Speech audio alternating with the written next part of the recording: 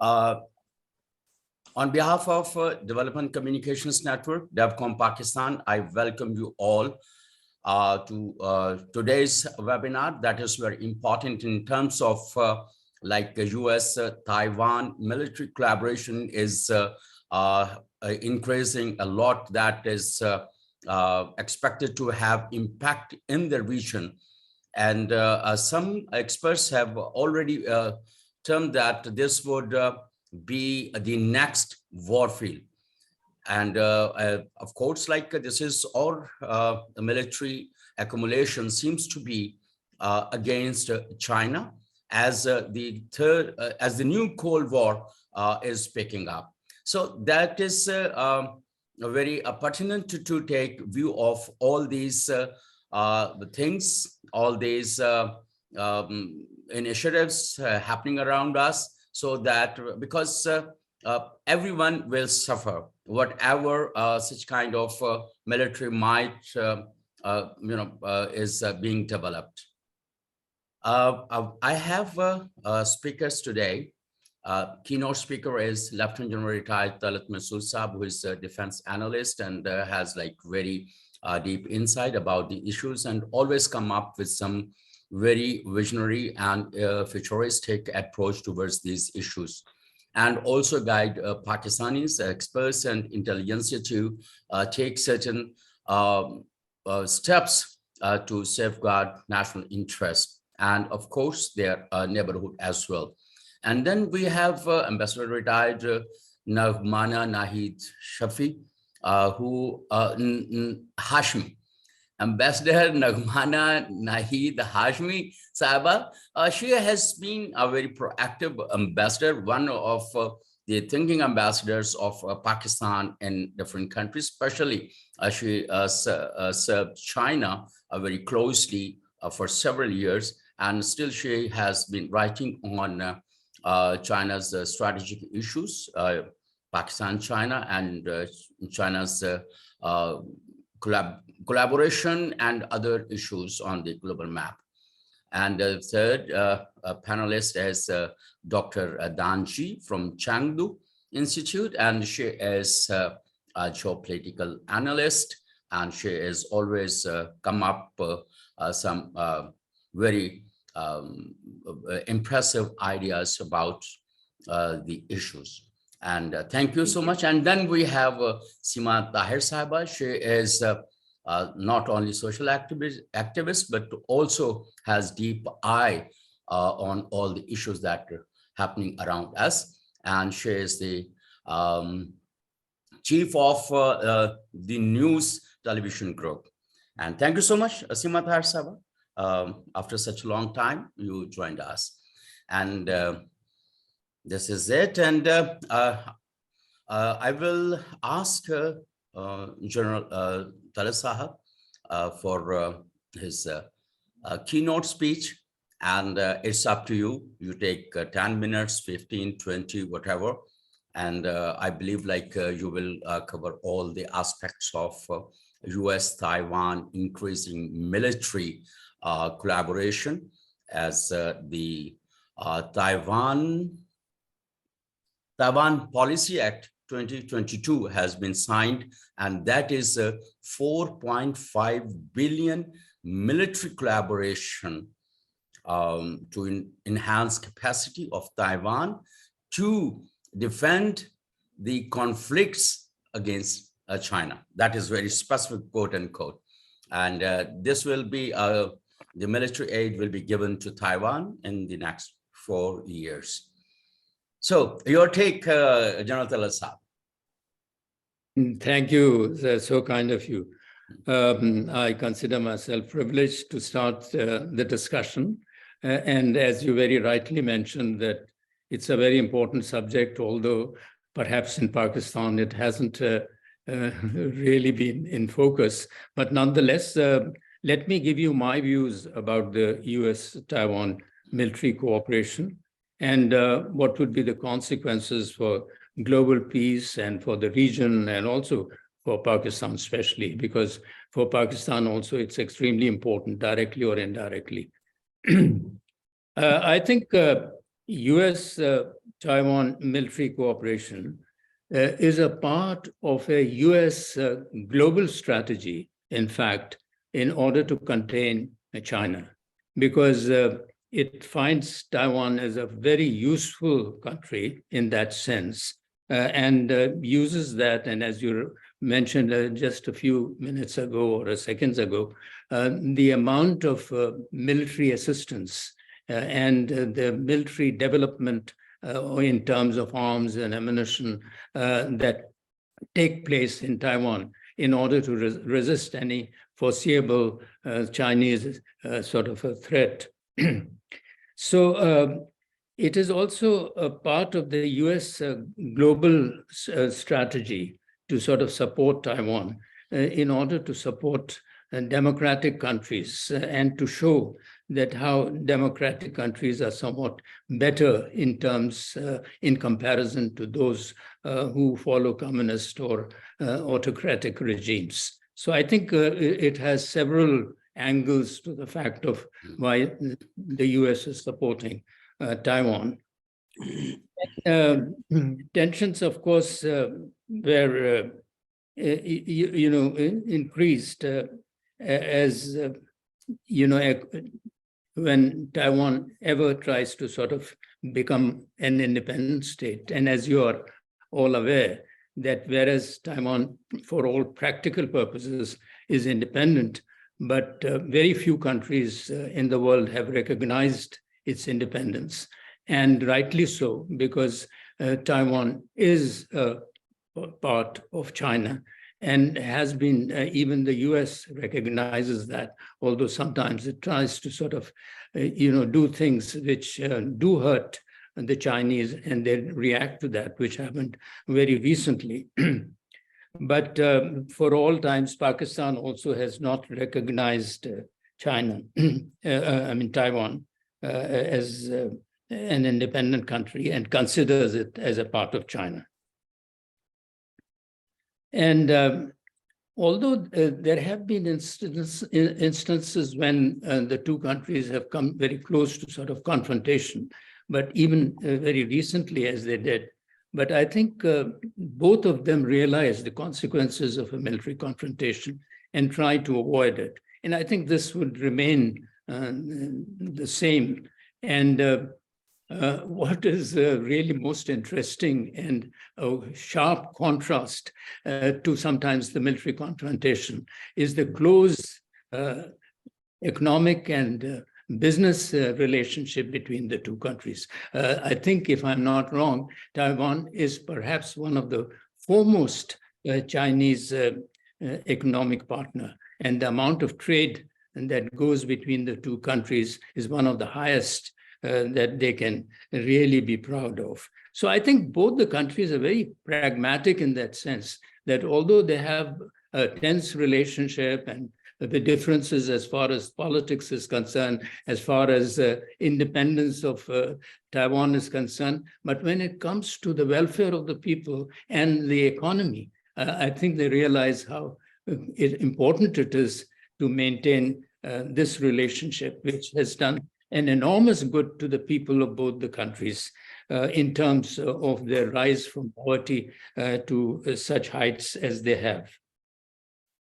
I think we also have to see the way that Taiwan has sort of graduated from different stages. Firstly, if I recall, it has been sort of a dictatorship, till I think, till the 70s, and then it became a liberal democracy, and then it also passed through another stage, and then it became a full democracy. So now it is truly a full democracy, and it's also very interesting in that sense that you have a country like Taiwan, a country like Taiwan, which is very prosperous and has done extremely well in terms of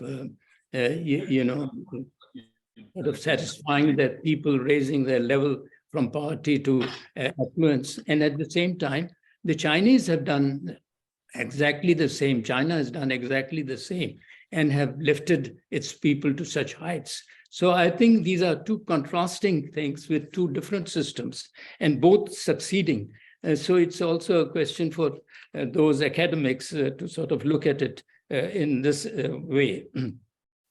And both have sort of acquired a higher level of political stability. And but of course, the political rights as far as Taiwan is concerned are more than in regard to the Chinese, but as regards to China. But that is, of course, because of the systems. I will not go through the various leaders who were responsible for bringing about, democracy in Taiwan.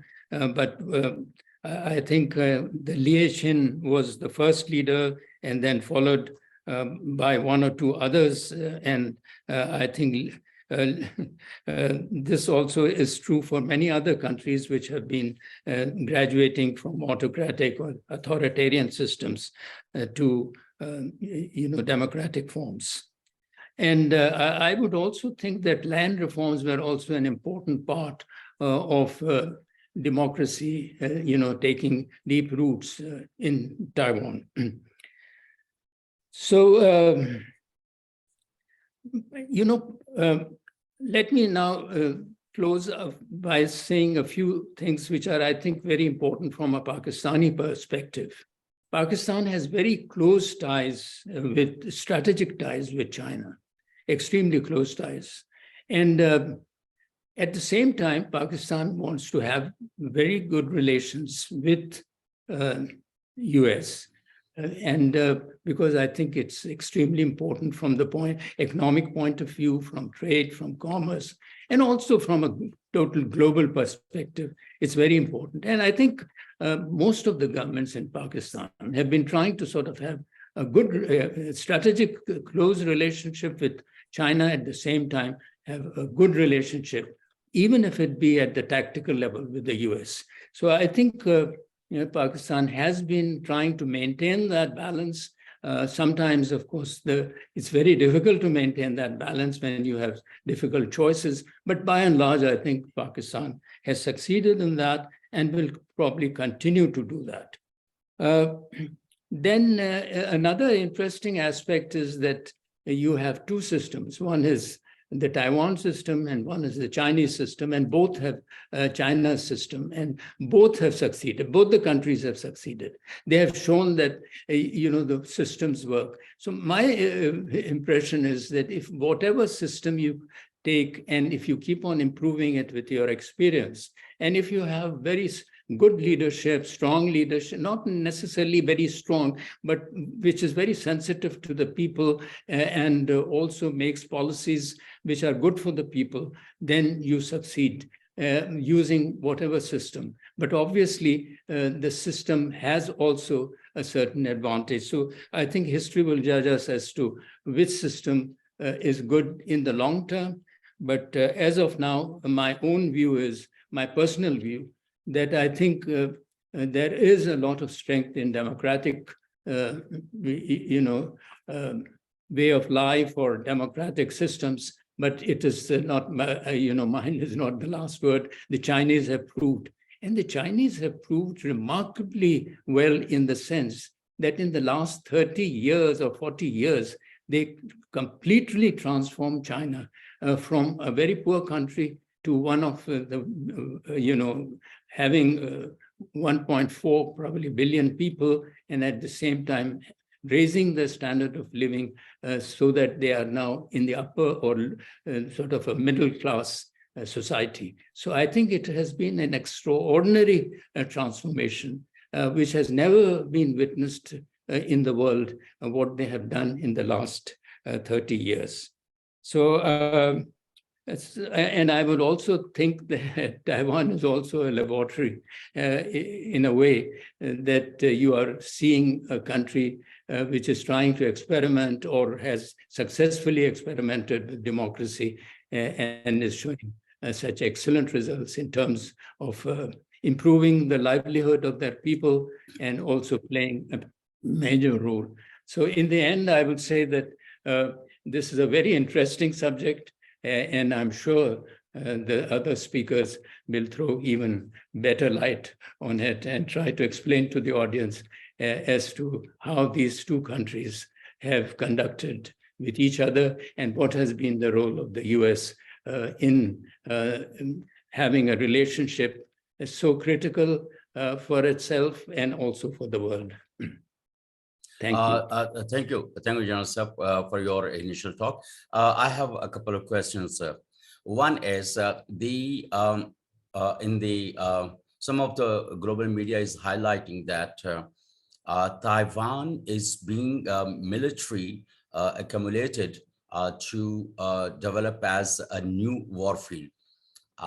Do you think so that Taiwan will become another warfield after Ukraine? Well, I think there is no doubt about it that the US and the Western world would like to equip Taiwan to resist any aggression of the Chinese, and also to give a signal to the China and to those countries which are siding with China that in under no circumstances Taiwan should be sort of seized through a military operation. And it is not only that Taiwan will resist it, but the Western world and especially the US would be behind it. So I would say that this is the signal. And I would also say that knowing the Chinese wisdom, and especially those of the leaders, and especially of the present leader, I would personally consider that they would not like to go too far. That is different. Taiwan will also have to conduct itself in such a way that it does not become too independent and does not conduct as though it is now cut off all relationship with China in the political sense, or as a part of China, and behave too independently. Then obviously there will be repercussions. As you mentioned, it would be a signal to China and other countries having good relations with China. Pakistan is one of the country, perhaps the most significant country in bilateral relations with China. So, and on the other hand, we also have bilateral relations with the US at very low level for the last couple of years. And after the Taiwan Policy Act and Pakistan's negotiations with Russia, how do you see that this will impact? Because we are also a very a significant country in the region. How do you see Pakistan's fate or Pakistan's strategic positioning after in the coming days or months? Well, I think what I find is that, as I said earlier also, but I would like to repeat it in the context of this question that you have asked me, is that US has realized that it is not just enough to really support and have India as a strategic partner. It's very important also to have a good relationship with Pakistan. And of course, as everyone knows, our history of US-Pakistan relationship, how strong it was in the past. But now things are different because of China. I don't want to repeat that. Everyone knows it. So I think now in the present context, and answering your question, it's important to realize that America has realized that it is important also to have a relationship with Pakistan, because they have seen that if you neglect Pakistan, then what happens? Look at the way things are happening in Afghanistan. Look at the way things are happening around this, And also the US believes that if it completely ignores Pakistan, then the relationship between India and Pakistan can get to a point where it can harm and take away the focus of India from China, and will not be able to focus on China, and because it will get divided between Pakistan and China. So there are several aspects. So we can have that discussions some other time, but I want to emphasize that it's one of the most critical and most complex relationship that we have. But I'm glad that we are fully conscious, and our Foreign Office is very conscious of all that. And we have been trying to sort of steer. But because internally Pakistan is so weak, it cannot really play its role the way it should have. So I think we have to now look at ourselves internally in order to be able to really play a role which is commensurate with our size, with our population, and the expectations of people. Okay, thank you very much, Lieutenant General Retired Masood Saab, for giving us very insight to the impact of the Taiwan Policy Act and Pakistan's,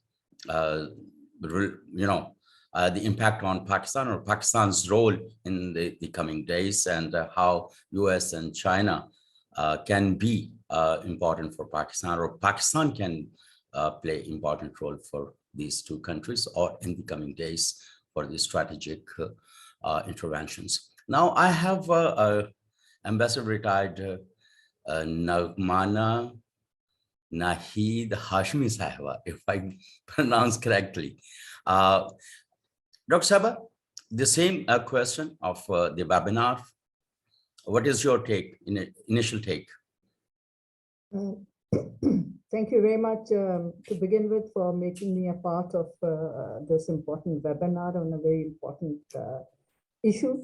Now, it is generally always very, very difficult to speak after General Talat Masood has dilated on something so ably and so comprehensively. And because there are two very eminent speakers still coming after me, so I would actually like to just make three points here. I fully agree with the assessment and the expose of General Talat Masood. But having served in China twice and having followed China for over 20 years now, I agree, yes, that Taiwan has become a democratic country. But there is a difference, because if you really understand the Chinese system, it's probably one of the most democratic that is in it's different, but definitely very democratic, because it is people focused. The center and focus of Chinese system is the individual. So the entire system is bottoms up. So, if you don't really live there and understand it and see in operation, then you think that it's a very dictatorial system, but it really isn't. But I'll not really go into that. But on the other hand, Taiwan maybe have become a democracy, but I feel it has become what it has become, whether it's development or democracy, because of the assistance and because of the clutches that were given to it by the West to contain China and to have that strategic location. Whereas China's development and China's political system and governance system is all indigenous. So if you compare the two from that point of view, I think the strength of the Chinese system and the Chinese democracy is far greater, and there's no comparison as such. The second point I would like to mention here is, again, Talat very rightly said that yes, it is Taiwan is a flashpoint, and maybe the next war could be in the South China Sea because of the Taiwan issue. I may now be completely wrong, but I actually feel that both China and the US are very sensitive in their own ways. Now, China has actually never initiated an aggression ever in its 10,000 years of history. And they have this strategic patience, and they wait for the right time and the right way of resolving issues. Therefore, I feel that China will never attack Taiwan. If China wants to take Taiwan, it's a matter of 6 hours. And we saw that I'm not a military person, Talat Saab is, but it is a fact that it is only a matter of 6 hours for China to take over Taiwan. And that was displayed very ably and amply during the Pelosi visit, when they surrounded the island and when they, displayed what they can do, but they didn't. They could have blown Pelosi's, aircraft in the sky. They didn't. They could have blocked her landing there. They didn't.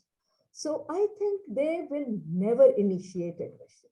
As far as the US is concerned, they know very well the capabilities, both military and technological, of China. To really, they'll continue the brinkmanship. They will continue to keep pressure on China on the southern side. But as I said, I could be wrong, but the China watchers, most of them agree that US understands its own limitations also, and the strength of China also. This is a war nobody will win. The US will not win, definitely. So they know that what the red line is. And I do not think that they will initiate, they will keep encouraging them, they'll keep piling up weapons and armaments and whatever in Taiwan, but they will not go to the extent of either fully supporting them to declare independence or actually go and help them attack China. I think that will never happen. I think what will actually, because of the tensions everywhere and because of the larger picture of the desire of the West to contain China, the possibility of a real conflict could be in the Indian Ocean rim, could be in our backyard more than it is on the Taiwan side. As I said, I just want to leave it there, but I don't want to go into details because this is an issue one can debate all day. And the third thing, which I think why it has now become suddenly so aggravated and everybody's talking about it and it's become a flashpoint, has probably nothing to do with the military strength and other things. I think if you look at China, when People's Republic of China was established on the 1st of October 1949, they had set for themselves 2 centennial goals. One centennial goal was the eradication of extreme poverty by the time the Communist Party of China reaches 100 years. On their 100th years anniversary, they wanted to eradicate complete poverty. And we have seen that they did that 8 months ahead of the 100th anniversary of the establishment of the Communist Party. They achieved it in November 2019. And this is the 100th years anniversary was in May 2021.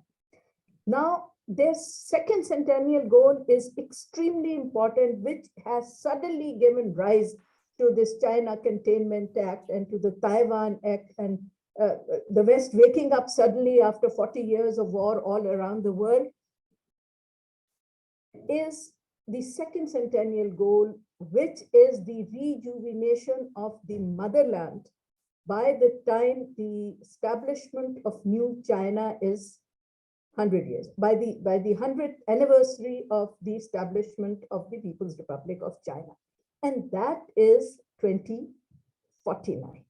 So the next 30 years are extremely important. Now, what shook the West out of their slumber was the 5G.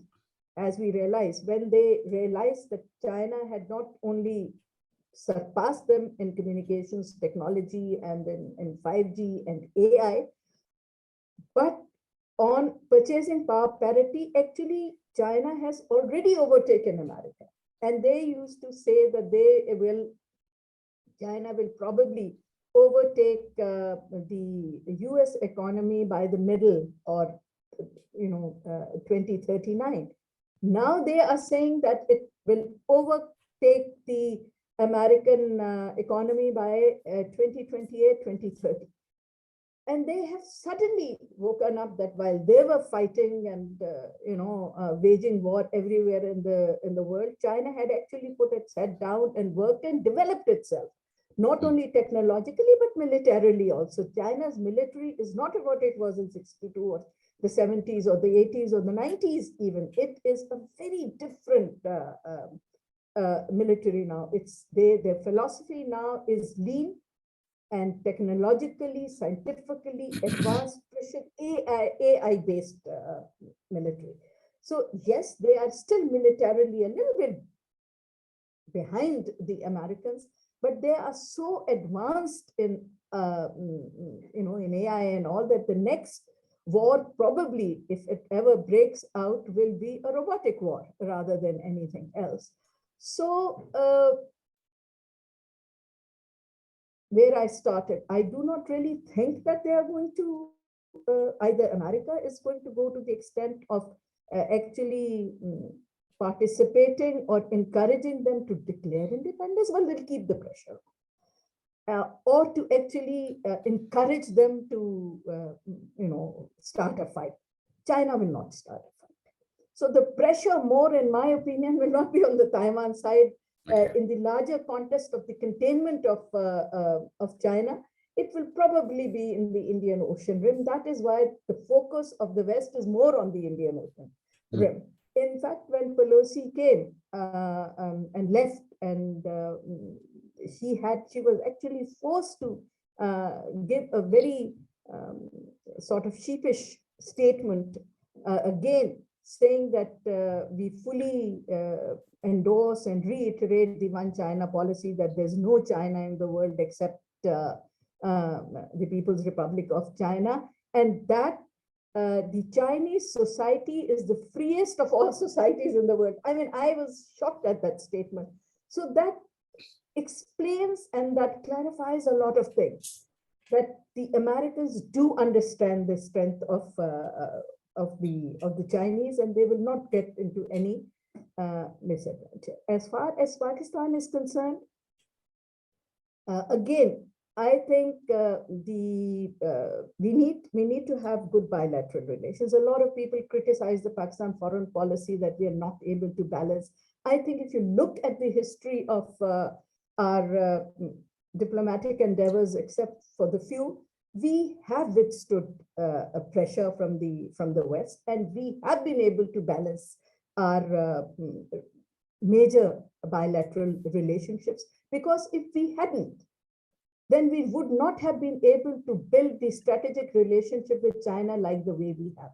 I think the West understands, particularly the US understands it very well, that like the Indians have a special relationship with Russia, before with the Soviet Union, that they will not compromise that relationship at all for anybody, while maintaining a strategic relationship with the US. Similarly, they do understand that Pakistan has a very special relationship with China, and that irrespective of what happens, we will not sort of compromise on that relationship. And the history is full of examples.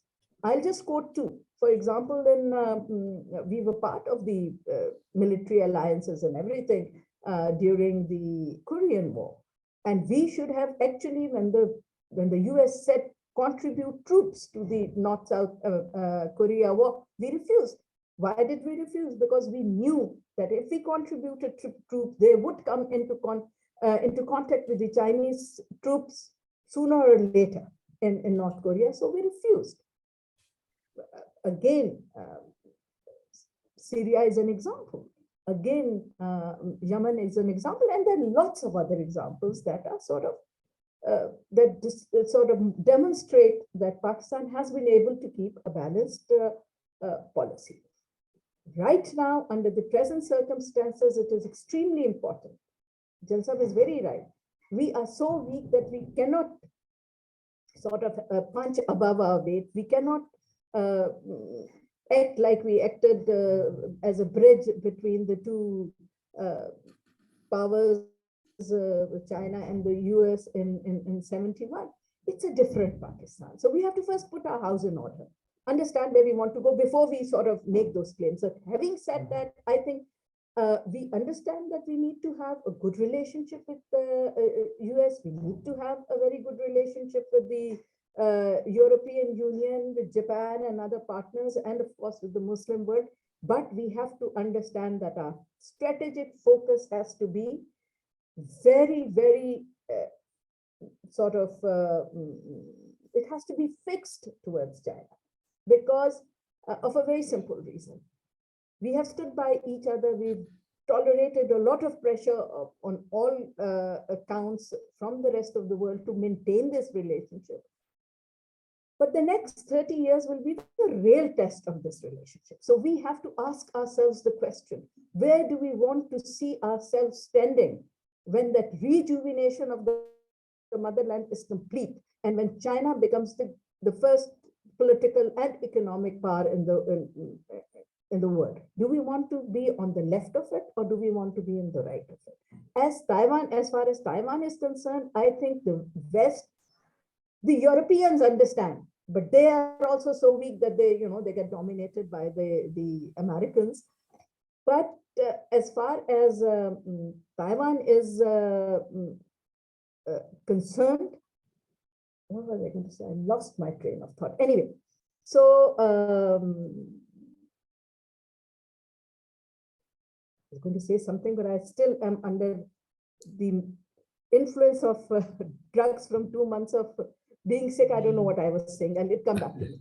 But to wrap it up, I think it is very important for Pakistan to focus on what will happen in the Indian Ocean. And if we will not focus on that, we might find ourselves in deep waters. Taiwan will take care of itself. With time, it will get resolved. So, but I just wanted to make these 3 comments. Sorry, but I've been so sick for 2 months. You know that I'm still on medication. So sometimes I lose my train of thought. But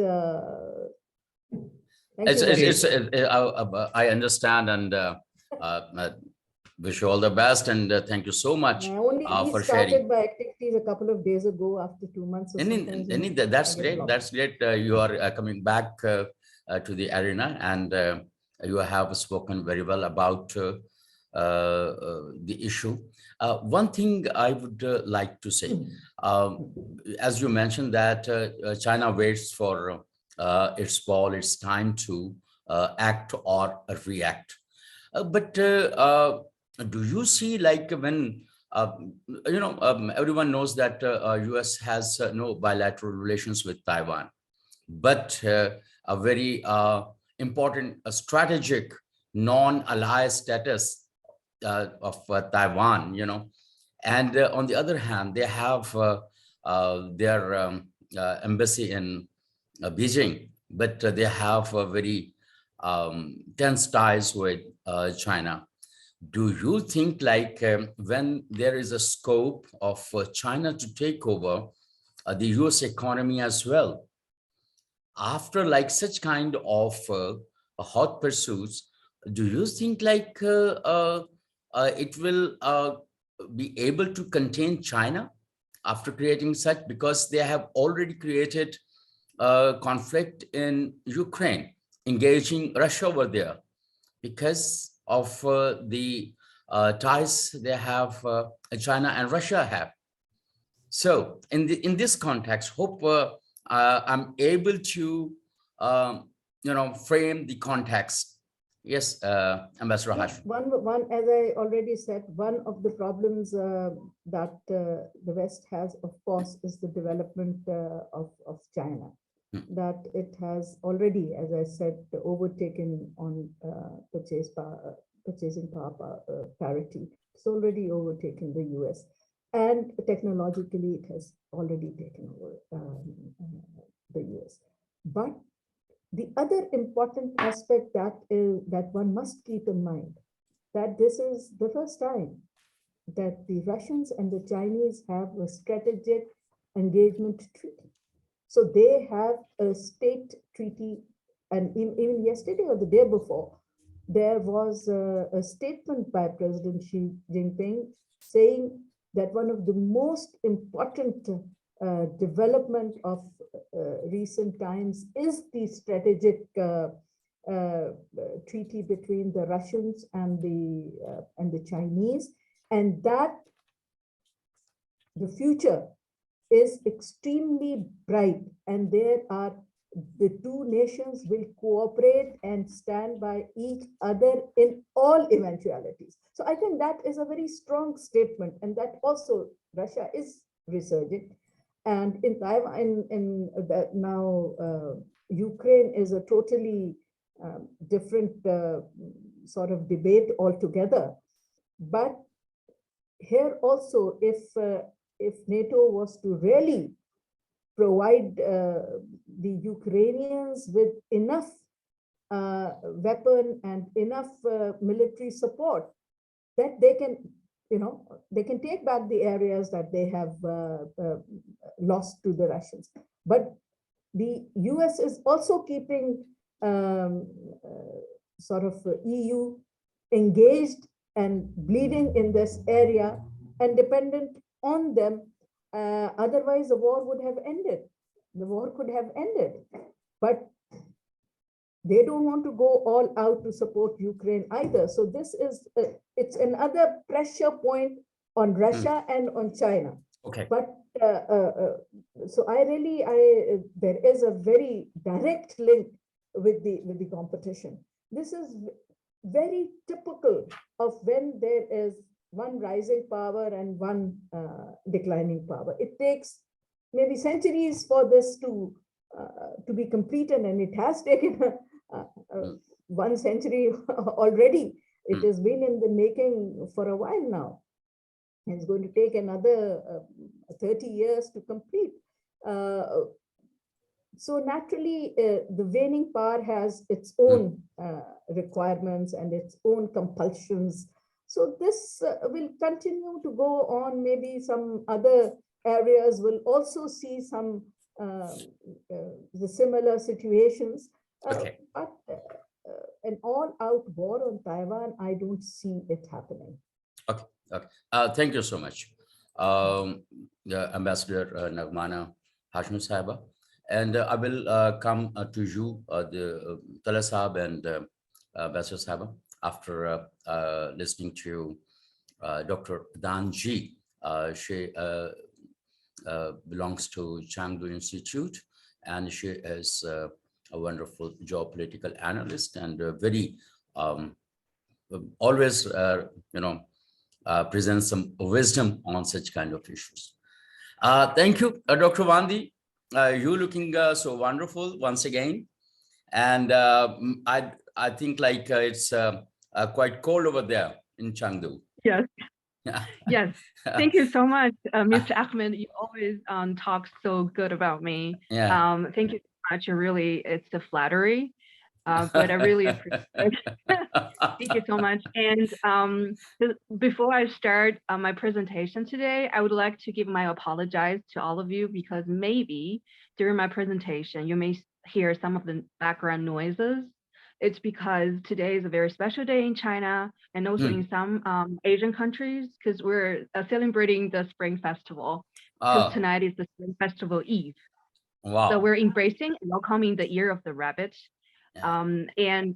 I would like to use this amazing chance and opportunity to express my most sincere wishes for everyone who presents today. We should have a prosperous congratulations on your new year. Thank you very much. Yeah. Thank you very much.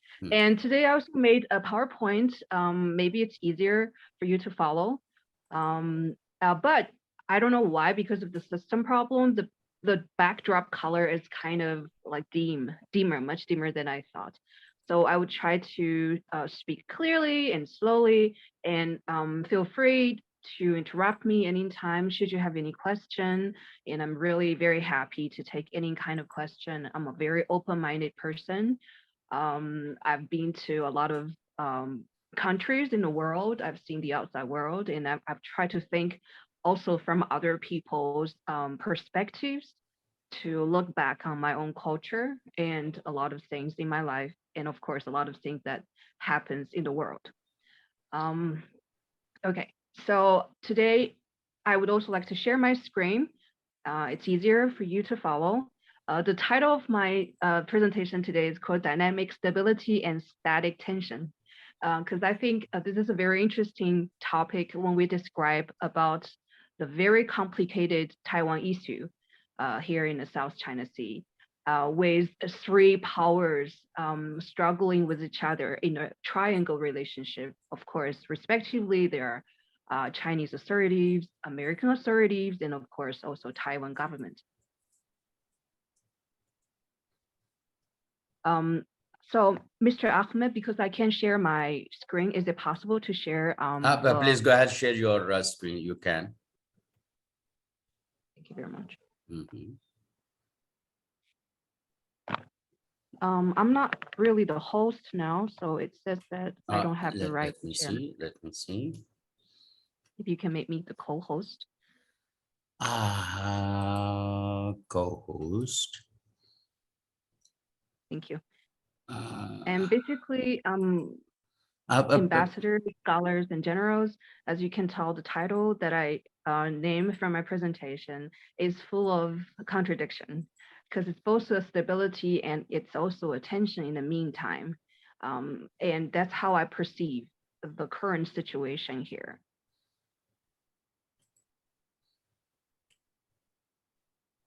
Sorry, I have no idea how to make you the host, but I have allowed you to, one participant can share at a time. And now you see, can you share your screen now?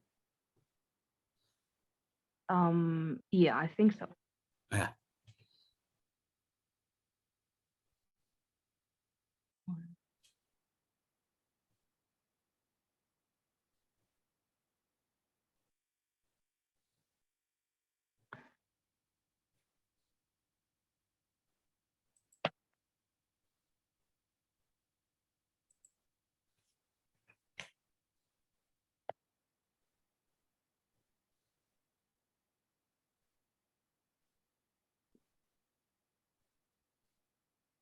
One moment, please.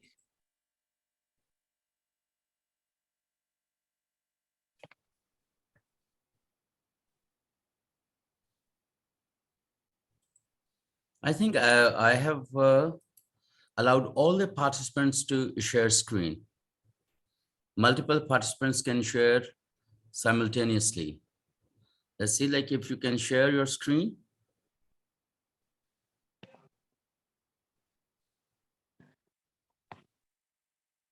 Mr. Ahmed, actually on WeChat, I have sent you my file, my PowerPoint file. Is it okay for you to open it for me?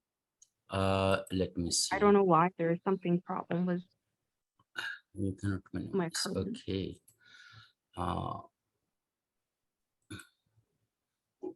This is quite unfortunate, and let's see.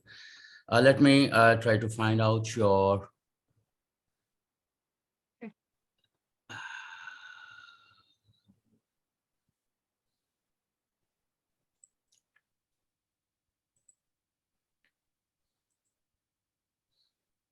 Sorry for the inconvenience. Again, by this chance, I would like to thank you again, ambassadors and generals, for your amazing ideas. In terms of what General Masood said earlier about the clashes of different kinds of ideologies and the political system, it's a very interesting topic, actually, of course, because of China's existence and also China's current power and influence. A lot of people start to question, like the famous American politics scholar Fukushima used to write a book about the termination of the history, because he believes that democracy is actually the best political system. And of course, the former British Prime Minister Winston Churchill also shared similar ideas by saying that democracy is a terrible system, except for all the rest is even worse. However, like what Mr.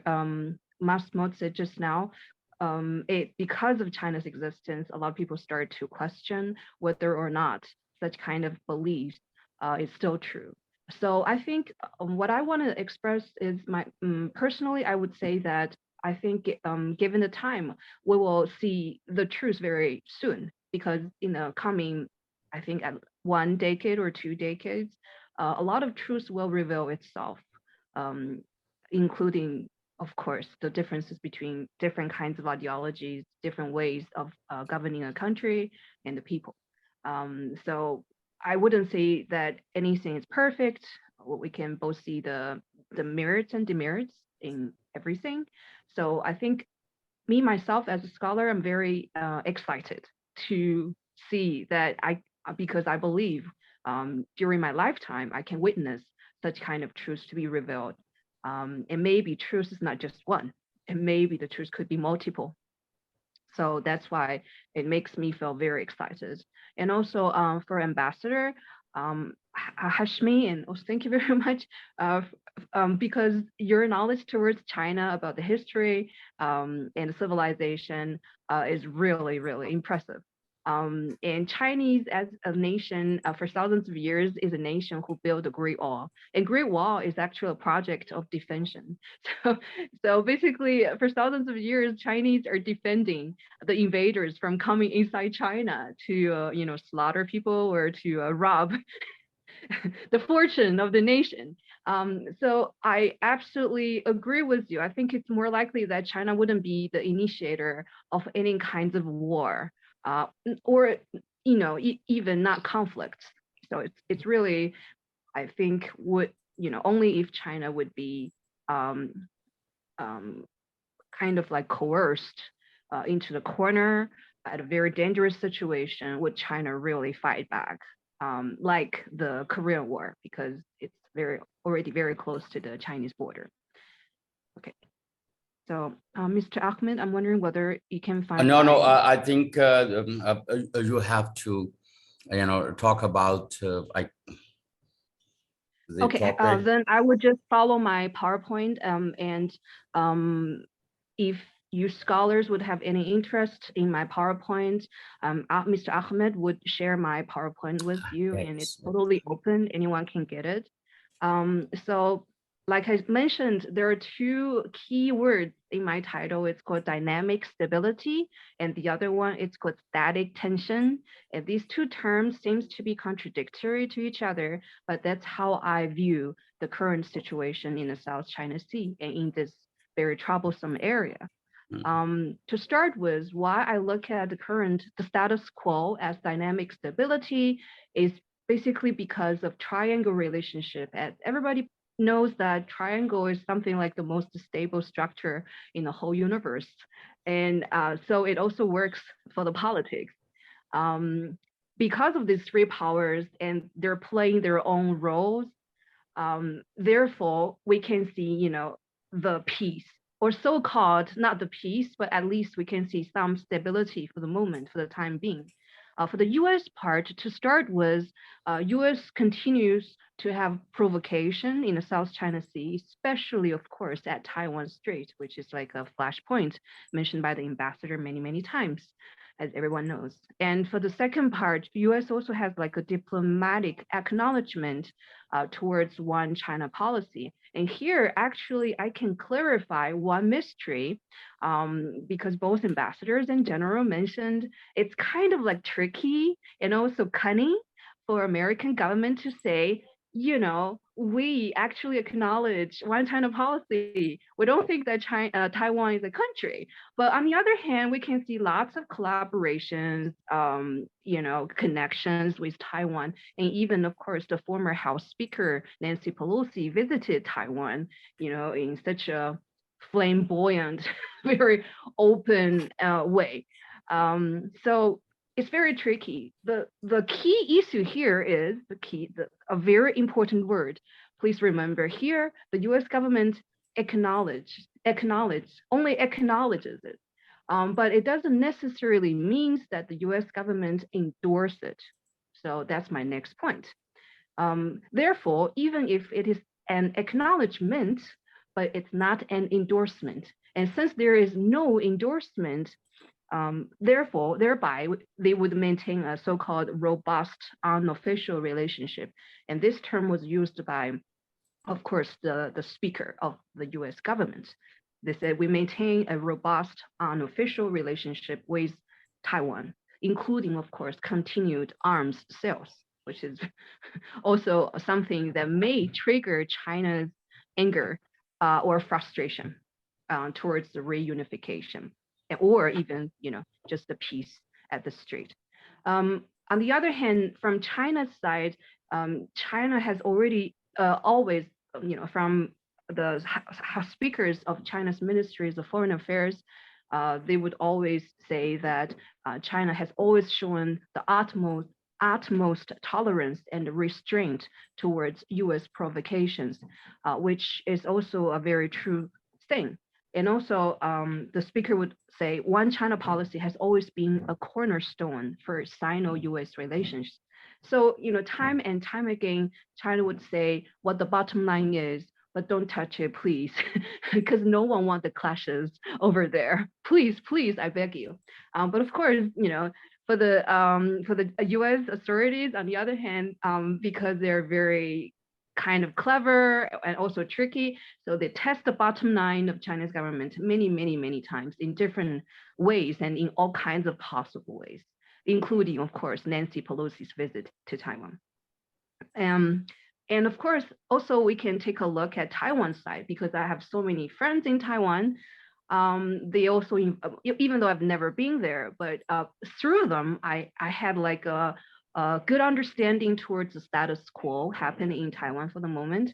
The ruling party, Minkin Party, because they're separatists, so they have already been promoting the independence of Taiwan for many, many, many years. Through multiple ways as well, including the modification of the history books and also other textbooks, through all the way through kindergarten to universities and colleges. So of course, the younger generations are basically brainwashed because of the reforms on the education. Thank you very much, Mr. Ahmed. Now you have opened the file that I sent earlier. Yeah. Thank you so much. Which slide you are talking about? The third slide. Third slide, this. Yes, that's right. Yes, that's right. Thank you so much. That's great. And of course, if we take a look at the diplomatic wordings, they also changed it greatly since the Chiang Kai-shek period of time. Because in the past, everybody would say China, China, but it's China on both straits. However, because of the current party and their ruling and reforms on a lot of things and trying to promote the independence, even the diplomatic wordings have been changed greatly. Like they would always say China, but they wouldn't say 大陆, which means mainland in Chinese, to indicate that Taiwan is actually an independent country and China is a different country, so on and so forth. So lots of tricks are going on in Taiwan as well from the government level. On the other hand, the Kuomintang party, which is the rival party from Minkin party, they are of course deep inside their heart, because they're the descendants of Chiang Kai-shek, and they firmly believe in one China policy, but because of their corruptions, it's really hard for them to fight back and win the election. So I think they're losing for many, many years, and they're not really gaining the upper hand anytime soon. So I think in general, this is going to be a general trend. If this goes on like that, and more younger generations in Taiwan will be brainwashed, it's a tricky term, but I would like to put it that way, because lots of Taiwanese people would also believe that they're also brainwashed by the authorities over there to have like an independence tendency or ideology. But Dr. Danji, sorry to interrupt you. If I'm showing the right screen? Yes, yes, I'm going to talk about this screenshot very soon, this slide very soon. Okay. So far we have not seen any war happen yet in Taiwan Strait. And like other speakers mentioned, if it did happen, it would be just a nightmare for both people in mainland China and in Taiwan. And of course, it's going to cast a lot of negative impacts on the other parts of the world, because like what Mr. Ahmed said earlier, the West would definitely intervene, just like they intervened in the Ukrainian war. Okay. So next, I would like to talk about how I named the other part of my presentation as the static tension. It's because even though there is no war yet, however, it's not peaceful at all because lots of things are going on, lots of things are happening over here. To start with, I would like to see the background with this so-called static tension. Why I would have tension is because between Taiwan and US, there are over 70-year cooperation, military cooperation to be more specific. And of course, it covers 3 different stages. Stage number 1 is before the end of the 1970s, and that was the Chiang Kai-shek regime. And because of his close tie with the US government, so US would have a lot of help towards Taiwan, but it was limited and also full of suspicion. The second stage is from the 1980s to the early 21st century, where Taiwan played as a passive role in the US geopolitics.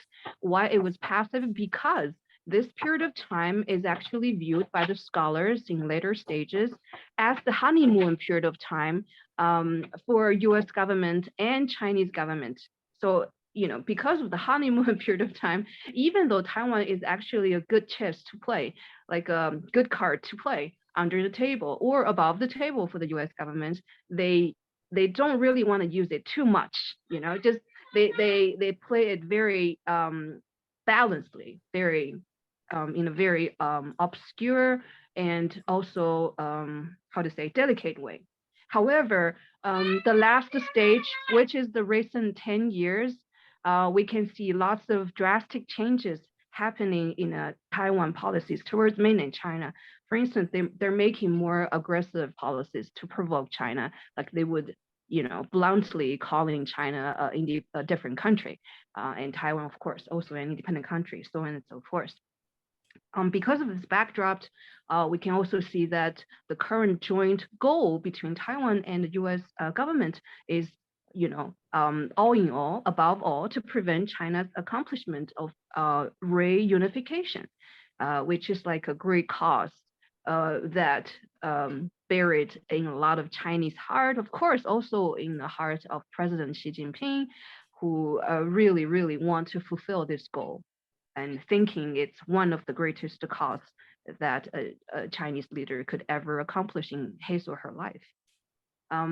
So in that case, from Taiwan's side, Taiwan has been deemed as the core of the US Indo-Pacific strategy. So we can see lots of collaborations in different scales and levels and fields are going on there, much, much more open. And of course, the quantity, much, much more frequently than for instance, 1980s or the early 21st century period of time. And from the US side, we can see the very clear downturn of the Sino-US relationship since former President Trump, who launched the trade war and decided to actually slash China because he thinks that in some specific field, China has overtaken US, and this is not acceptable at all. Therefore, and because of this, they can tell that actually China's rising trend is unstoppable. So therefore, for the first time in history, a lot of scholars are joking because Democrats and Republicans have been fighting for like hundreds of years, but all of a sudden they're united as a whole because they have a joint goal, which is to prevent China's rise as a very powerful and rich superpower. Even though China has already become a superpower, but it's not yet that rich. So they have new strategies of containing China's rise, including economic containment from all possible way and level, and also methodologies. So very interesting points we can see over here. Could you please go to the next slide? Thank you very much. So therefore, I would also like to make some very bold and brave prediction by doing the analysis on the possible effects of the upgraded US-Taiwan relation, especially, of course, to be more specific, military cooperation.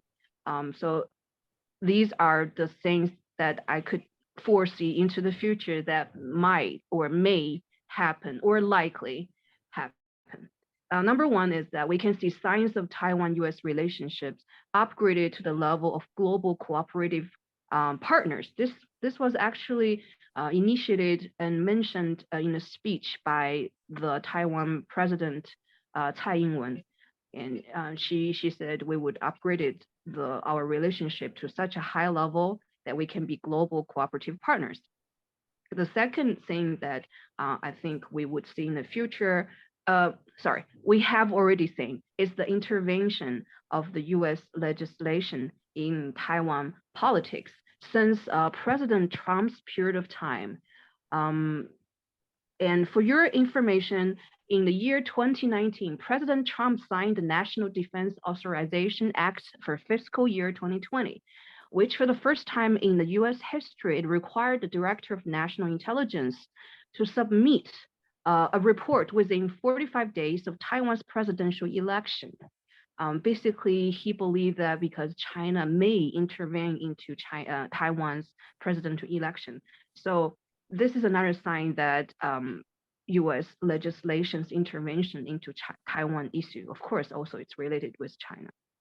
The third thing we would say is the new progress in the US-Taiwan economic cooperation.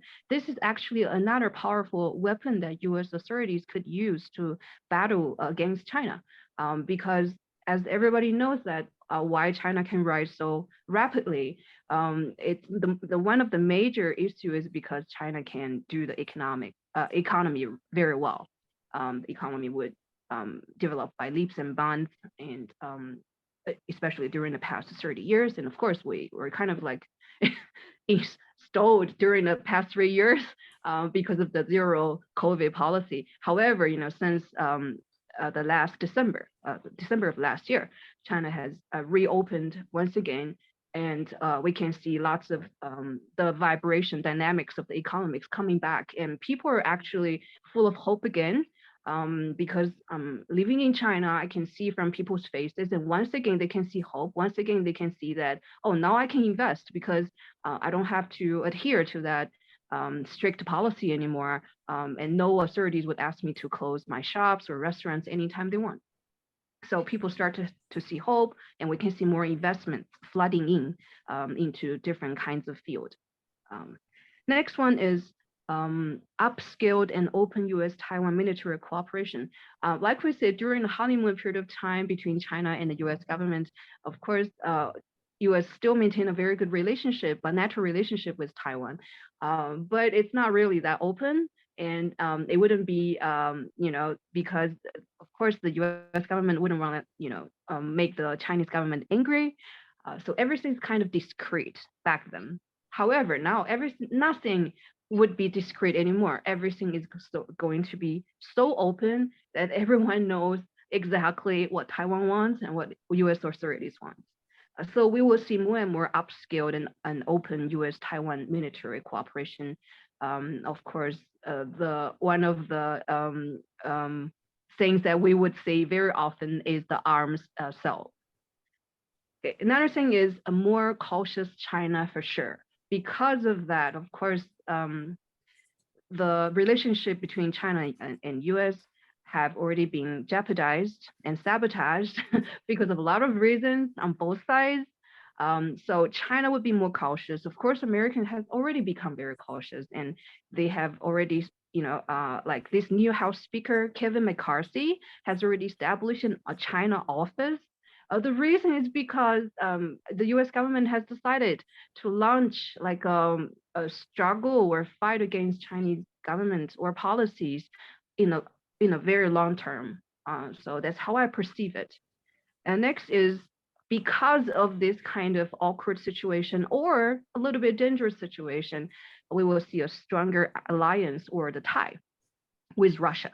Because Russia on the other side is another superpower that stands on the opposite side of the US.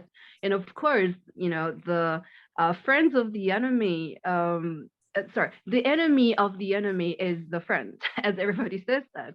So of course, we can see all kinds of collaborations between these two nations, and we have already seen it because just 1 month ago, the Chinese government has proclaimed that they would invest massively in Siberia and also other parts in Russia. So these two countries are now closely tied up together. Another thing we can see is, of course, the decoupling in specific fields. For instance, I can give you a very interesting example. In the past, because I drive on a daily basis, in the past, my navigation system was GPS, Global Positioning System, which is widely adopted everywhere in the world. However, now I realized, like one day, I realized the whole system is different because they can even give very detailed information about when the red lights can turn to green ones. So I realized the navigation system has been changed. It turned out it was true because the navigation system has been switched from GPS to Beidou, the Great Dipper, to Beidou navigation system, which was totally developed by the Chinese scientists. So this is a very clear sign of decoupling in one specific field. And we can see it happening in more and more specific field, especially in the so-called the field that is related with the national interests. The last but least, the next one is the strengthened united front work in China. This is so-called China would promote it's more advertisement and promotion among the Taiwan younger generations, so that they can win the younger generations over more, to make them to realize why the reunification is necessary, and why this is very important for the Taiwan younger generations to realize that they're actually Chinese and they're actually indispensable and inseparable. Okay. The last but not the least one is the possibility of Taiwan Strait War, as because the two former speakers have already mentioned about this possibility, and I personally would also not rule out this possibility because it's likely to happen. It's really, really likely to happen because, of course, as we can tell now, the collaboration between Taiwan and the US, and of course, the joint efforts between the different houses in American government, Congress, and also government. So if the most powerful country in the world decided to really contain a country and stop their goal, I guess the two superpowers will clash like face to face, nose to nose one day. And if that does happen, it's going to turn into a chaos, a mess, and also above all, a great bitterness and sadness for the whole human beings, because I'm sure this influence would be cast around the whole globe. And its aftermath will be carried out for years and years after it is finished. So of course, scholars in China are discussing all kinds of possible and peaceful way to have this so-called reunification, but also there are scholars in China who mentioned and pointed out very clearly and directly saying that it's not possible anymore because the window has been closed. If you study the status quo of Taiwan and also how the Taiwan younger generations perceive mainland China and also Chinese. So therefore, we can tell that there are conflicted voices and opinions, but we cannot rule out the possibilities of the Taiwan Strait War for sure. And finally, like what Mr. Ahmed said earlier, I also believe that Iron Curtain may be set up again. And it's a sad thing, and it's a tragic thing. The second Cold War has already landed on our shoulder. And that's all for my presentation. Thank you all very much. And thank you so much, Dr. Danchi. And let me come back to the screen again. And after this wonderful presentation, I would ask General Talat and Ambassador Hashmi that if I was wrong admiring her, that she come up with some wonderful thoughts. Now I would like to go to, this is good. Now I would like to go to Seema Tahir Sahiba. Seema Tahir Sahiba is the co-chair of mainstream TV channel group, They have like TV1, News One, and also radio stations, FM stations. And she is also a social activist working on climate, gender, women empowerment, and so on. Seema Tahir Sahaba, will you unmute yourself? Unmute yourself.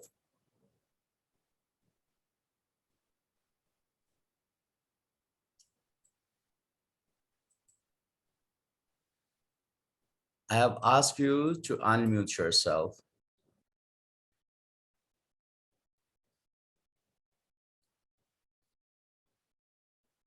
Can you unmute yourself?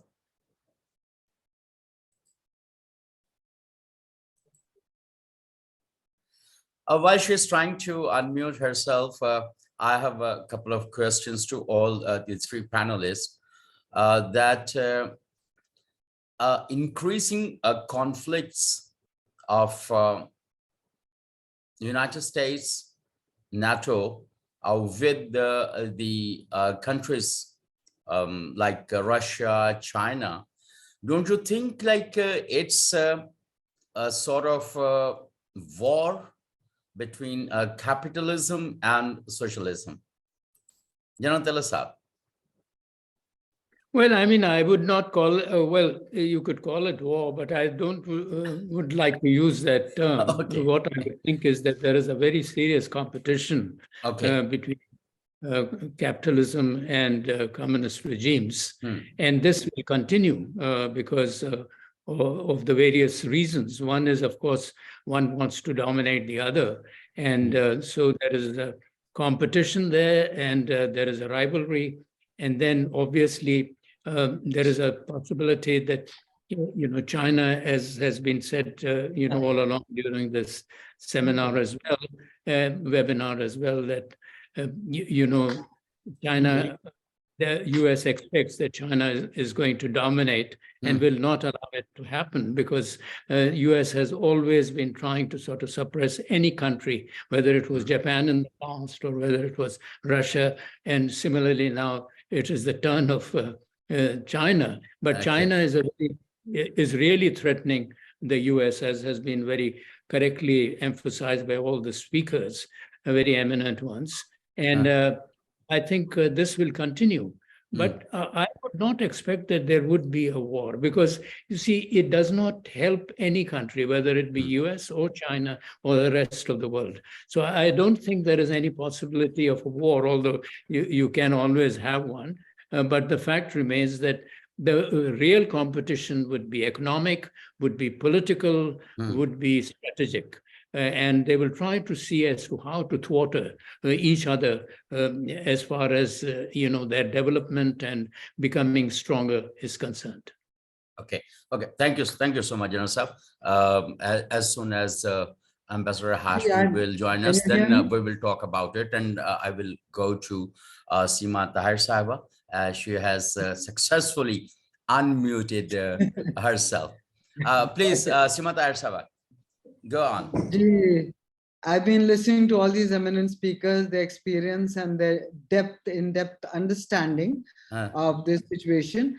What I would like to add is not from the perspective of a political statement on this, the Chinese and Taiwan and US triangle. What I would like to just maybe comment on is our position in this whole scenario. Okay. And if we place ourselves somewhere, if I can see ourselves a Taiwan to both the US and China. Now, China is very intelligent and very the policies are very deep rooted as is of the US. But US, like a layman, I would say, is a bit arrogant about their strength and their muscle. Whereas China is very humble and down to earth about their force, and they have single-mindedly pursued their ambitions. The first was 1922 of upgradation and going into technology, sciences, and in-depth understanding of the economic scenario of the world. And then the mission by the reunification of China by 45 is now focused on climate change, on health, and upgradation of the lives of people. Everything that they have worked towards is the expansion, the greater empire of China. They have gone into Africa, they have gone into unknown territories too, and they have won markets there, they have won peoples, they have set up industry all across the world. Pakistan stands in a very pivotal position. We are strategically, we are situated at a location which is a meeting point, not only for the forces from the east and west, but also geopolitically an area which is very heavily impacted by climate change. Now, with the reality of climate change before us, and our geopolitical situation is such that we have the Afghan Taliban on one side and we have a hostile India on the other side. What I'm talking like a layman, but what I'm saying is we need to look at ourselves not as a pyramid for anything, but an inverted pyramid. If you can visualize the Pakistan as an inverted pyramid, where we have larger 3 sides to play with, and we are in a pivotal position. We are the inverted point, which is a very nucleus for the world, being situated where we are, and we are also a nuclear state, and we have a very, very extraordinarily large number of youth, unleashed youth. So if I'm looking at this and I say we are in an inverted position, let's say our relationship with China our policies should be looking at a robust relationship with China.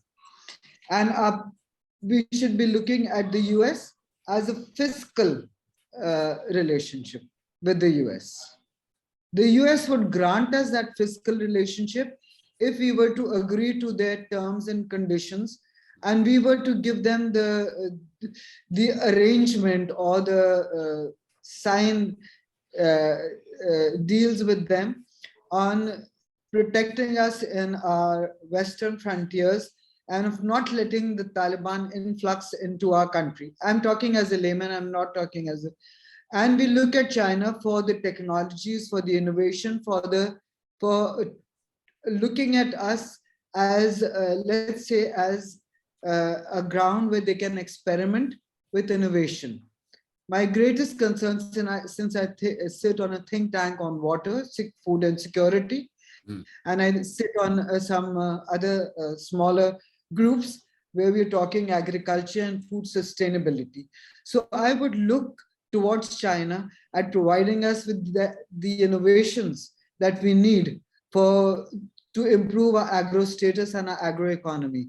I would look at China to improve our systems in the energy sector, where they can be helpful to us. At the same time, they are looking for growth and expansion. They are looking for the corridor. They are looking for a means of communicating with the other side of the world. So whether it's Russia or whether it's China, if we look at ourselves, our positioning, that we can be a bridge between Russia and China. Our northern areas can give access to Russia and to China. And for 2/3 of Pakistan, we would be looking at US for their support on our hostile western frontiers and on our eastern frontiers. I'm talking in a very broad-based manner, but I'm just talking of the sensibilities. If China were to if China were to look at Taiwan as an extension of the Chinese heritage and Chinese culture and Chinese roots, rather than looking at them as an entity which they possess, if they looked at an extended base in terms of culture, heritage, and their roots, they may be able to win over the Chinese more. America cannot do that with us. Our clashes are too many with the US on culture, heritage, and roots and religion. But a ground is available to China to help us with sustainability and improving our status. I mean, that's a layman's point of view, but I have said my 2 words on this. Thank you. Okay, thank you very much, Seema Tahir Sahaba. It's wonderful. You have spoken about what could be the possible collaboration between China and Pakistan. Now, I have like 2 questions again. The first one is, as Danji, are you there? I couldn't see Danji. Danji, if you can hear me. Okay. Okay, General Sab, there are 2 things. China is trying to, reunify Taiwan as their part of Greater China, whatever. And on the other hand, some experts globally are talking about the Korea-like framework, or like let me unmute Ambassador Sahaba. Ambassador Sahaba, unmute yourself. I have unmuted myself. And unmute yourself, Dr. Danji. And also, I think Madame Zhang is not there. She is there. She said she is there. Okay, good. But I can't see her. Let's see if I can see her.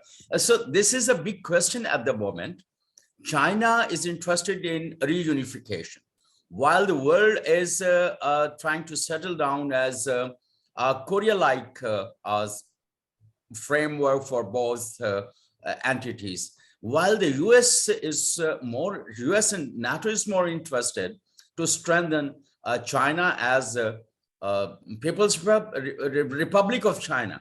So the conflict is becoming so intense and also creating like tensions. I don't know, like if the parties would be able to handle the situation. First, Ambassador Hashmi Sahaba, and then General Saab, and then Dr. Danji. No, I personally think that a Korea-like situation is totally, I mean, it is unthinkable and unacceptable to the Chinese, not only at the government level, but at the people's level and psychological level too. I think it is just not possible, because if you look at the history of China and look at the genesis of the problem, then for 5,000 years, Taiwan was a part of China. It only separated after the Second World War and after the West, particularly the Americans, reneged on their agreements that they had made. Because if you remember, in the Second World War, the Chinese and the West were on the same side, fighting imperialism and Nazism and this, that, and the other, and fascism. And at that time, they had signed an agreement saying that after the war, all the territories that had been taken over by either the Europeans or the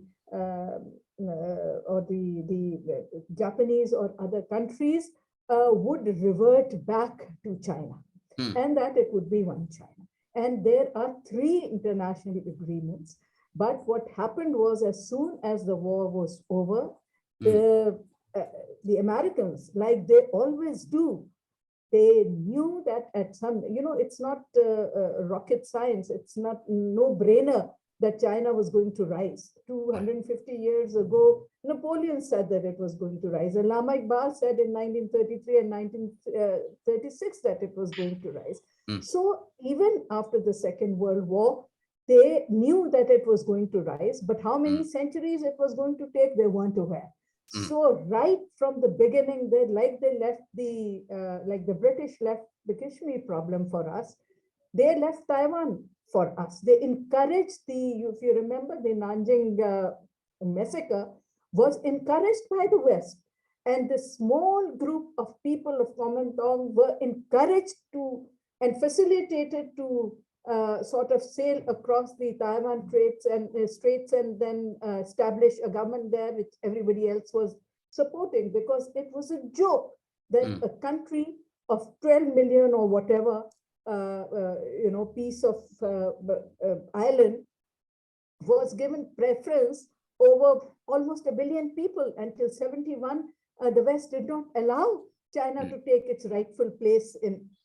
So when this agreement, then the opening up happened, it was again on China agreed to the opening up and to starting a relationship with the West on the ground that they would agree that there's no other China but one China. Okay. And Taiwan and Tibet and Xinjiang and Hong Kong and Macau are part of China. And it's not only that. After this agreement, the United Nations with overwhelming majority unanimously agreed on the principle. So what I was going to say, and I lost my train of thought, was this, that it is the West, particularly the US, is on the wrong side of international law, and it's on the wrong side of history. And for a very simple reason, because the West never thought that China would be able to, within 70 years, 75, it's only 73 years old, the establishment of New China, that they will be able to achieve as much as they could. At the back of their mind, it was almost a communist regime, poor country, they'll continue to log on, they will rise, but not as quickly as they have. Therefore, the problem. If you remember when Margaret Thatcher met Mao on Hong Kong, Margaret Thatcher said, but it may take a century for Taiwan to come back. He said, we'll wait a century. And if he said it takes longer, and he said, we will wait 1,000 years. But it Okay. Because for the Chinese, their rejuvenation of the motherland is incomplete. That is their second centennial goal, till all these provinces and all these small islands don't come back to them, because historically and from the heritage point of view, it is there. So the Chinese will never ever agree to any kind of an agreement. Okay. West would. And West also, when you call it the world is what? The US. The US wants it because they want to restrict China and contain it. Okay. So point is well taken. Point is well briefed also. And you talked about different personalities.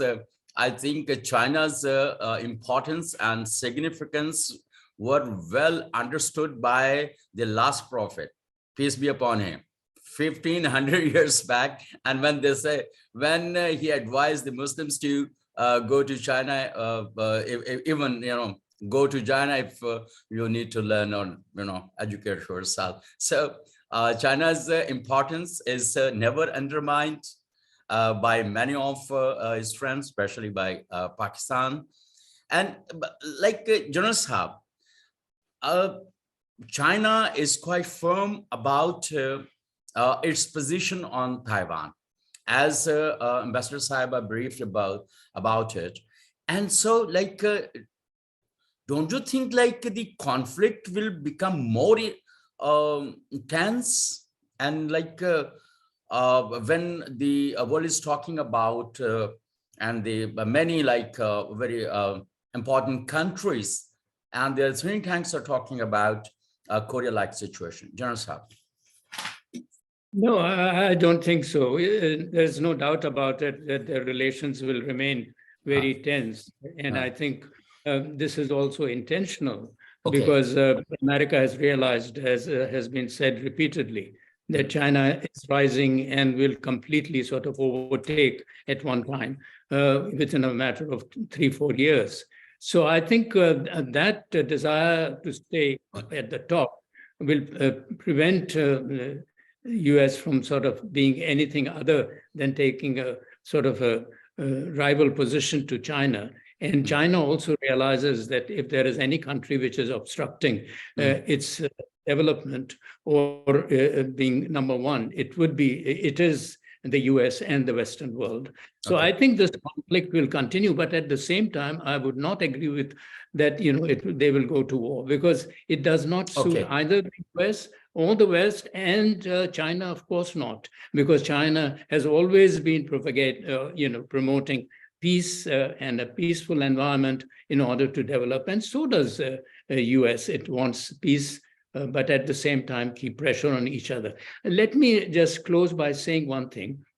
I have been going to China since 1966. When I went to China in 1966, there was only one hotel. It was called the Peking Hotel. And I stayed in that for quite a few weeks before I was sent somewhere else. And this was when Pakistan had started developing a relationship. So I've seen China develop from one hotel in Beijing, or then at that time Peking, to what it is today. And I've been going there several times since then. I've never seen in my life any country develop like this. The only other country which did develop was South Korea. So I think you have to give marks. You have to understand the sort of, the resolute character of the Chinese leadership as well as of its people. And so I think we need to learn a lot from China, from America, from the West, from other countries, from South Korea, from others, how they have really progressed. This is the subject which should be of utmost importance to us, because, we are failing in doing that. And we are not really, look at the way that we are destroying our country in that sense. So I don't want to sound pessimistic, but I think our leaders need to be more positive and think in terms of growth and development and looking after the interests of the people, which we are denying them. So I think it's a great disservice we are doing. We need to sort of change. Okay. Thank you. Danji, the same question. Your response. Reunification or Korea-like? I believe you strongly believe in reunification. And my point of view is it would, because China is quite firm about reunification, while the others and the important countries and the think tanks, they are talking about Korea-like situation or framework. Certainly not agreeable, but it would create more, it would tense situation. Your take? I think I should answer this question based on different kinds of scenarios or situations. To start with, like what ambassadors mentioned so many times, China usually wouldn't be the initiator of any war or conflicts or clashes in the world. Never did China fight any other nations in history, let alone contemporary times, never. So I would never think that China would be the initiator and, just one day and then decided and we're gonna march towards Taiwan and take it back. It's not gonna be happening like that. The second situation I would like to mention here is, but what if all the Western countries are pressuring China because of that? Because as the time goes by, the so-called need or demands for the reunification will grow stronger, not weaker. So on both sides, there will be a great tension rising up, and it will rise up to the certain point where no one can take it. But since China wouldn't be the initiator, and Taiwan is so aggressive because it believes that it has US, who got its back. Under that circumstances, China could be coerced into a stage or point where it has to take up the action. But the third thing I want to mention is about the third situation that I think most likely would happen, even if there is going to be so-called taking over militarily, in a military sense. I do not think it's going to be bloody at all, because otherwise Taiwan people's heart wouldn't be won over. That's how I perceive it. Don't get me wrong. I think every government in the world will have to take people's wishes into consideration, including, of course, Chinese government. And Ambassador mentioned so many times people's focus. Yes, this kind of catchwords have been mentioned time and time again during the past 3 years, at least. So people's focus, they would also, because Taiwan people are also compatriots, they're also deemed as part of the people. So people's wish is not to have any war, and they wouldn't lose their fortune. They will have a stable life, peaceful life, wealthy life, happy life. So I'm sure Chinese government would also take that into consideration. So even if that happens, it would be at the with the minimal cost. Okay. So not maximum cost. But I have to be very honest here, because I read a lot of articles published or discussed under the table among the Chinese scholars who study the Taiwan issue. And in the past, maybe like 3 years ago, most of them, 99% of them, are talking about the peaceful reunification because they think it's possible. They're talking about Beijing methodology, Tianjin methodology, when the World War II was over. So they say they can copy the same module, replicate it on Taiwan, and it's going to be successful this time again. But as the time goes by, and because a lot of things happened, some of the scholars, I would say half of them that I know, have already given up this kind of idea, because they believe that, no, it's not going to work. Look what is going on. Look how strong the US is backing up Taiwan. So it's not possible anymore. So half of them have already given up, and they are actually discussing and also studying the possibilities of how the government can take Taiwan over at a minimum cost. Of course, that's everybody's wish. So I wouldn't say we have a lot of bloodshed in the future, even if it happens. But I do believe there is a great need, like it's a very strong need for China to have the reunification with Taiwan, especially among Chinese mainlanders. Because I actually used to do a little bit of survey among just ordinary people, people from all walks of life in China, in mainland China, and they all want Taiwan to come back. The interesting thing is the night when Nancy Pelosi's plane landed on the land of Taiwan in Taipei, the city of Taipei, lots of Chinese were very angry, and they said, we're expecting President Xi to make a national speech and officially declare the war upon Taiwan and take it back right away. They were very angry and frustrated. They're like, oh, America is now shitting on our head, like openly. And how could they, humiliate us like that? They were really, really angry. And they were also very done and disappointed when next morning when they woke up and realized that there was nothing. No announcement, no explanation, no clarification from the government. So, all these ordinary people, they were like, why wouldn't government do anything? At least they can shoot down the plane. But they didn't. So, but I've always also told them, I said, don't underestimate the wisdom of the so-called superstructure or the top level government officials, because they have very powerful think tanks. They are also very shrewd and also sensible people. And of course, because China is a collective society, a lot of times decisions are made based upon the so-called for the greater good. So of course, they're not going to jeopardize the national interest in that sense. So of course, finally, some people would come to the sense to realize, yeah, maybe that's better.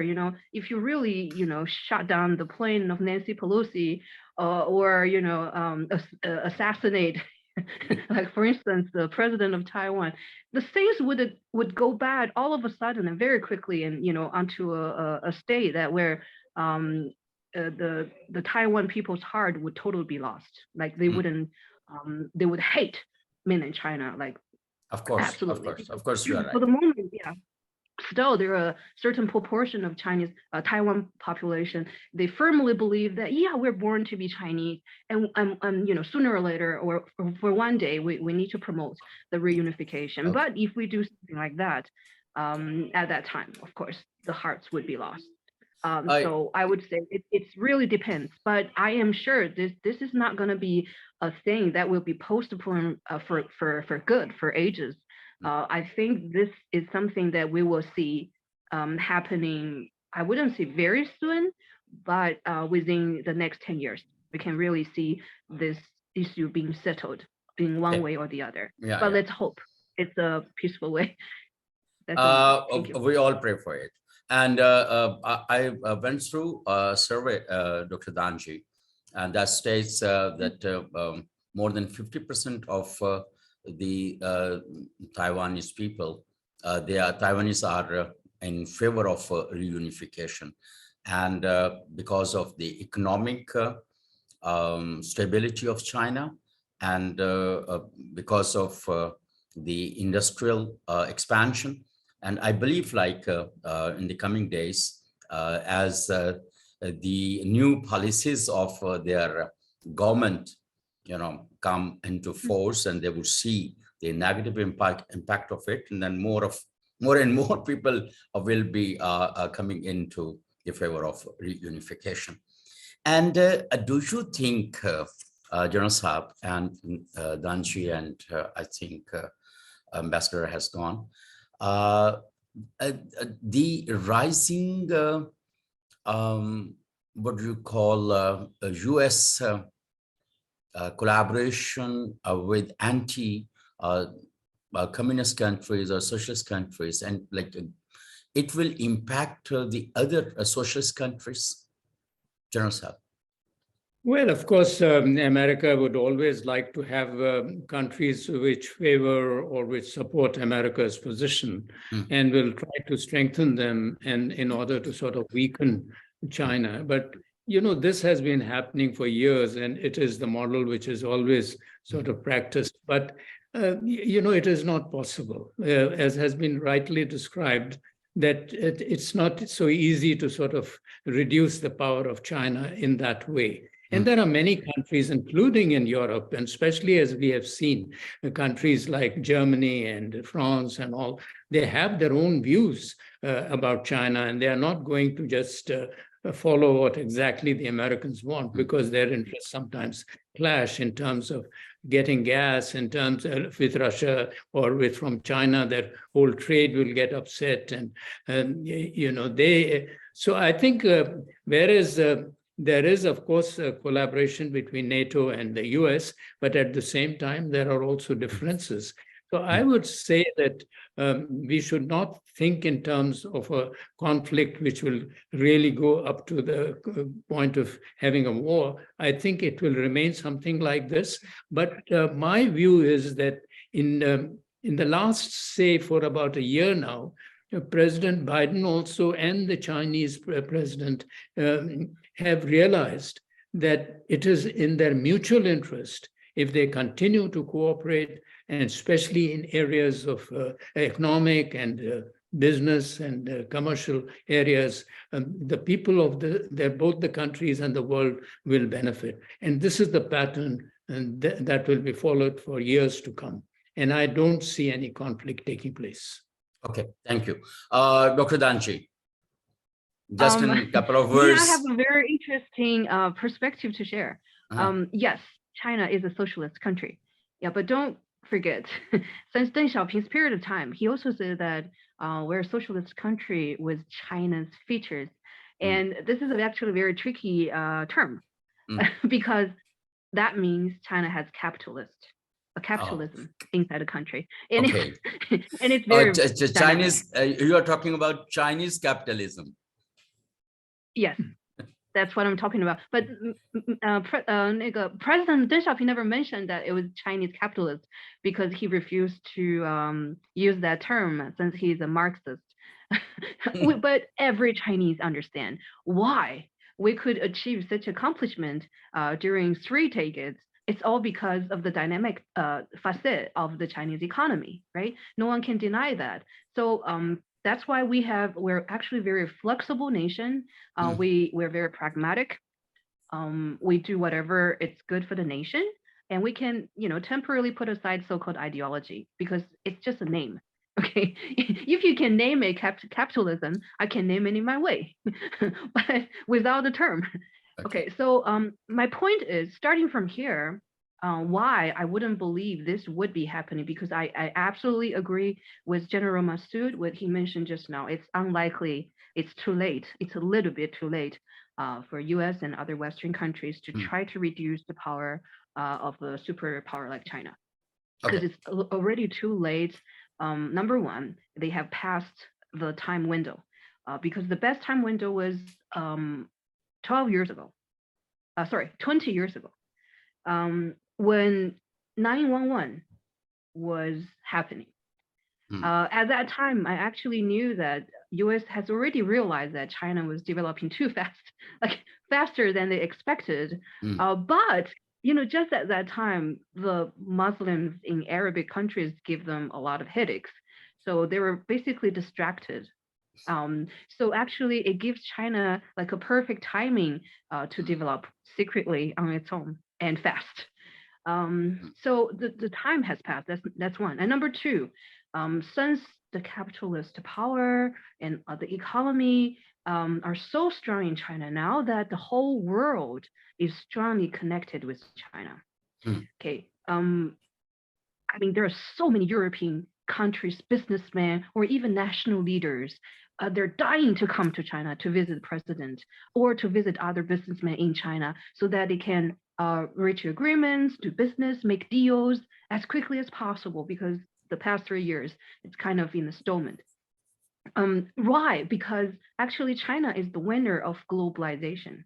Yes, not too many countries are the winners, I have to say. That's why some scholars and a lot of students, they have hatred towards globalization, because basically globalization makes the richer country richer, the rich country richer, and the poor country poorer. That's a fact. Because the whole world is like combined as like a very systematic organism. But China is one of the few winners inside there. So nowadays, if you go to any country, there are tons of products made in China. And they're cheap and good. That's the secret weapon. Chinese wins the heart of the local people because they're greatly relying on the Chinese products to survive. For instance, like America is like going so-called runaway inflation, which means like very, very terrible inflation. And there is one shop which still like, it's even more popular than before. It's called Dollar Tree, or $1 in general. So inside every product is sold at the price of $1. And they're 100% absolutely from China. Why it could be so cheap? Because it's 100% made and shipped from China. That's why they can control the cost, and also in the same time, the quality isn't too bad. So, because of the so-called hyperinflation or runaway inflation, American people realize how precious and how good and how much they need China. Like it's really indispensable already. If you imagine, okay, let's eradicate all the Chinese products or plants or workers, whatever, they would imagine that their living costs would be soaring up like overnight. So every sensible Americans, I've seen a lot of discussion when I was in America on TV, they would also discuss about the possible result. Okay, because there are a lot of people who hate China. That's a fact. And they're talking about how Chinese people rob their job opportunities, so on and so forth. But also, of course, there are also scholars who said it's not really a sensible way to look at it, because the whole world are closely related to each other. And the most needed partner for America for the moment economically is China. So they realize actually these two nations and also other nations as a whole are indispensable. They're closely related and intertwined. So because of this intertwining, it's too late to eradicate Because the only way that you can reduce the national a specific nation's national power is through, you know, of course, the most powerful way is the economic way. But since it's so closely intertwined already, it's impossible to do that anymore. Because if you are going to hurt China, you yourself will be hurt as well. I think every national leader would understand it perfectly. So I don't think it's likely to happen, but there is something else they can do, not economy, ideology, games, so-called color revolution. That's very likely to happen. I think that's more likely to happen, but not economic relationships. Okay. Thank you. Thank you, Danji. And I'm also, though I'm not a national leader of any country, and I'm the only Prime Minister of Devcom-Pakistan, but I'm also dying to come to China again. I visited China in 1998. So many people, those like even they are not the leaders, they are dying to come to China. And I hope like after the opening up, the post-COVID opening up, the people will be coming to China.